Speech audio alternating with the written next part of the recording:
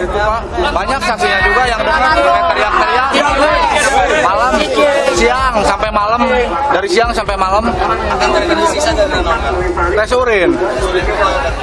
Tes urin remang-remang, disuruh ngaku. Terus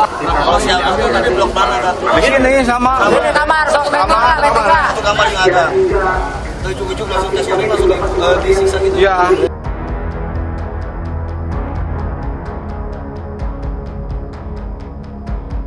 Kemudian dalam konteks yang lain kan sebenarnya di Undang-Undang Pemasyarakatan sendiri ada fungsi dari pemasyarakatan itu dalam konteks pembinaan, pengamatan, pengawasan, dan pengamanan. Nah dalam hal ini pengamanannya sejauh apa yang dilakukan? Tadi sudah disinggung dari misalnya Prof. Hamid, berarti kan ada SOP yang mungkin tidak dijalankan dan lain sebagainya. Ini yang akan kita lihat sebagai bentuk kesengajaan atau tidak. Jangan sampai ada berlindung ini karena ketidakhati-hatian saja. Nah, persoalan di dalam lapas karena penyelesaiannya kadang kembali ke ruang gelap, tidak kemudian terbuka setelah itu. Tadi saya mengutip dari awal bahwa kejadian ini kan bukan kejadian yang pertama. Harusnya ada pembenahan yang dijalankan secara sistemik di situ ya.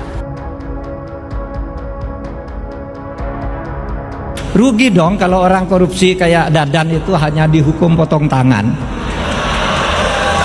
Iya dong. Masa korupsi triliunan hanya dipotong tangan, enak aja beli tangan palsu dia. Masukkan penjara kalau perlu hukum mati. Memang kenapa?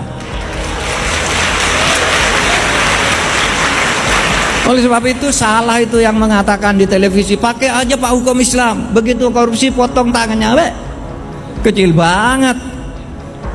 Korupsinya triliunan hanya potong tangan. Di Mekah tuh banyak orang dipotong tangan tuh kalau saudara naik haji umroh. Itu dipotong tangannya sampai 2 karena sesudah dipotong masih mencuri lagi, potong lagi satunya. Artinya potong tangan itu tidak lantas menghentikan orang mencuri. Oleh sebab itu yang dipotong tidak diberi akses tuh tangannya masukkan penjara aja agar tidak menandatangani cek, kan gitu. Begitu. Malu kita lihat negara kita Pak, penyelenggara negara MBG yang cuma 10.000 masih juga dikorupsi. Katanya 19.000 ekor sapi dipotong tiap hari, tapi kita tidak pernah dapat daging. Iya, MBG baik, program Gerindra Pak Prabowo mulia, tapi pelaksanaannya dibawa-bawanya yang perlu ditegur. Tidak boleh kita biarkan. Kalau kita kritik bukan berarti kita musuh negara. Kalau kita kritik bukan berarti kita benci pemerintah, tapi kita cinta supaya uang rakyat betul sampai kepada sasaran yang tepat. Pak Prabowo orang baik, cuma sekelilingnya ini banyak ABS. Iya Pak, iya Pak, iya Pak. Bapak Ibu saudara-saudara sekalian, jadi kontraktor tidak dilarang dalam agama, tapi jangan ngambil keuntungan yang tidak masuk akal sehingga kau korbankan Indonesia. Pernah dengar kontraktor di akhirat? Pernah? Jadi antara kontraktor, penghuni surga sama penghuni neraka, baku telepon. Bang, bagaimana kabarmu di surga? Enak betul kami di sini. 1 laki-laki 7 bidadari. Belum baru bayangkan sudah ada di depan kita. Kata penghuni surga, sampean di neraka bagaimana? Bah, tidak ada enaknya di sini. Di blender terus kita. Lalu penghuni neraka berkata, bang, bolehkah kami jalan-jalan ke surga lihat-lihat ke situasi situ? Kata penghuni surga, boleh aja, tapi bagaimana caranya? Penghuni neraka kan kreatif Pak, cerdas-cerdas. Katanya, gampang bang, kami bikin jembatan dari neraka, kamu juga bikin jembatan dari neraka dari surga. Kami jembatan dari neraka, kamu juga dari surga. Kita ketemu di tengah. Setuju? Setuju. Lelang proyek. Keluar pemenang tender. Waktu pekerjaan 3 hari.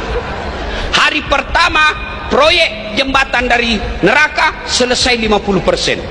Hari kedua selesai 70%. Hari ketiga tuntas, efektif dan efisien. Dilihat kenapa dari surga belum mulai proyeknya? Kami sudah sampai. Teriak ini dari neraka, bang, kenapa belum mulai proyekmu? Kami sudah sampai di tengah sesuai perjanjian. Apa suara dari surga? Bagaimana mau dimulai? Kontraktor, pengawas, panitia, pemborong, ada semua di situ.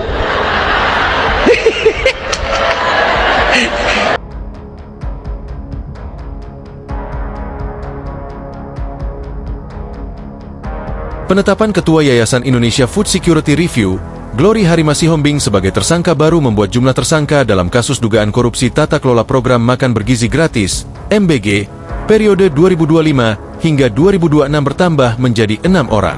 Kejaksaan Agung, Kejagung, sebelumnya telah menetapkan 5 tersangka dalam perkara yang diduga menyebabkan penyimpangan dalam pengelolaan program strategis nasional tersebut. Berikut daftar 6 tersangka dalam kasus dugaan korupsi MBG. Dadan Hindayana, mantan Kepala Badan Gizi Nasional, BGN. Sony Sonjaya, mantan Wakil Kepala BGN. Lodewijk Pusung, mantan Wakil Kepala BGN. Asep Yusuf Somantri, yang disebut sebagai kaki tangan Sony Sonjaya.